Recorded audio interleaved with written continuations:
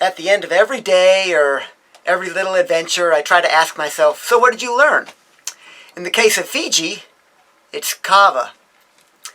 The best way to have kava is by chewing on it. Everyone else seems to grind it up. So it took me a while to figure this out. They don't chew it in Tonga, and they don't chew it in Fiji, but somehow I figured it out, that just biting off a chunk of this root is the best. So when you go into the market and get these roots, the biggest ones are better. The oldest plants are better than the younger plants. So like in this shot here, you see in the market the roots on the left are younger and smaller than the roots on the right. So get the bigger roots. This is like this is the piece from the soil down. And it's kind of odd because I tell the Fijians that chewing on it is best, and everyone says, oh yeah, that's what they do in Vanuatu, not in Fiji. So then I've offered it to a number of Fijians to try to take a bite, and none has wanted it. It's one of those odd things, no matter where you go and who you meet, the majority of people are just afraid to step outside of the box and try new things. What's the cost?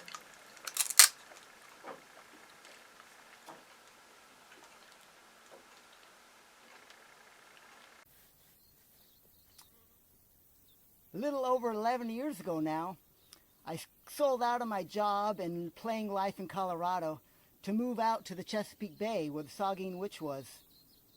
I knew pretty much nothing about the sea at the time, but got the boat working good enough to get down the Intercoastal Waterway, eventually out into the Atlantic and down to Florida. After learning and experimenting and exploring the east coast of northern Florida, finally made it out deeper into the North Atlantic to check out a bunch of those archipelagos on the way to Europe, got to see Africa, made it all the way to the West Indies and a bunch of the Caribbean over to Cuba, even made it into the Gulf of Mexico before going down to Panama and then across the Pacific to New Zealand. The longest passage was Panama to the Marquesas. It's something like 3,000 nautical miles or so, and there's very little wind. It took like 64 or 65 days. I think because mostly I didn't want to use the motor, and I passed to the north of the Galapagos. If I were to do it again, I'd pass to the south of the Galapagos for sure. What I learned from all this are 4 basic ideas that I try to consider with everything I say or do. They are: don't hurt yourself, don't hurt others. Help yourself, and try to help others. Unfortunately, these things are easier said than done. I started this YouTube channel to share videos to family and friends, about my travels. Then it grew to include sharing videos and helpful ideas to other sailors because that's what sailors do. However, while in Fiji, I sold the boat to make space for my next adventure. And that's with my lady Chalice, where we bought this property we've been bouncing around on for the last few minutes of this video. It's near Kaitaia, New Zealand. We're going to turn it into a wild food forest with fruit trees, a variety of fruit trees and nuts and vegetables. We'll put some native plants back that are going extinct. We'll build some earth structures. It'll naturally attract birds and bees and other wildlife.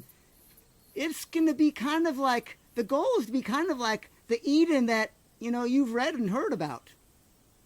Come and visit.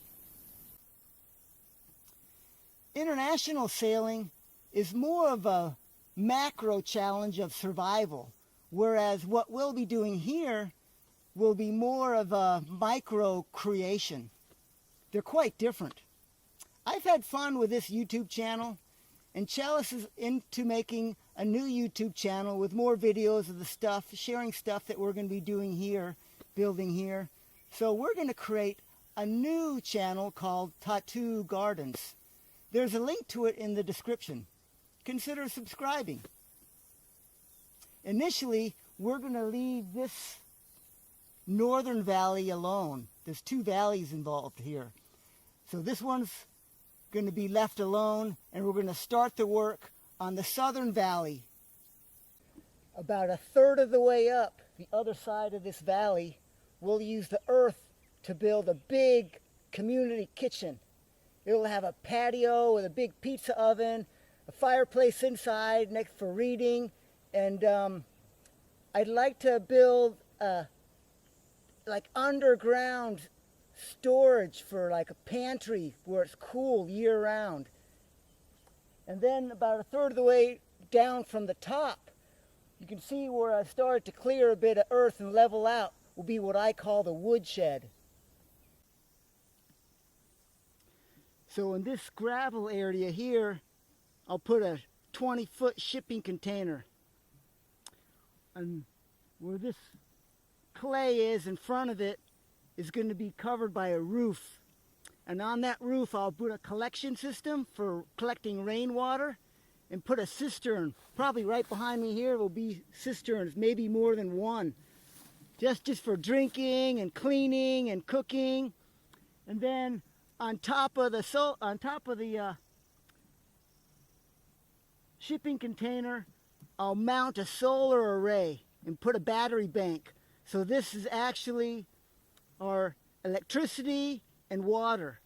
And the reason I call it the woodshed is because under the roof is just going to be a dirt floor that's eventually going to have a bunch of wood chips and sawdust, because that's where the wood's going to get stored. While I was cutting this out and leveling out this area, I was remembering 2 really smart guys and excellent writers who spent a lot of time in prison. They actually wrote their autobiographies mostly in prison. This is Nelson Mandela and Gandhi. So when Mandela says that the most fit he was ever in his whole life was while he was working in the quarries off some island prison near Cape Town. And the guards just kept pushing him harder and harder. And he was just basically working a pick and a shovel until eventually he got smart like Gandhi and said, well, heck, I'm in prison anyway. What are they going to do to me? So he stopped working. So how did I dig this out? With a pick and a shovel by hand. I could have done it. It took about a week, almost a week. I could have done it in a day with mechanical help, like a digger or a backhoe. But I wanted to do it by hand because I could. The same reason I went sailing.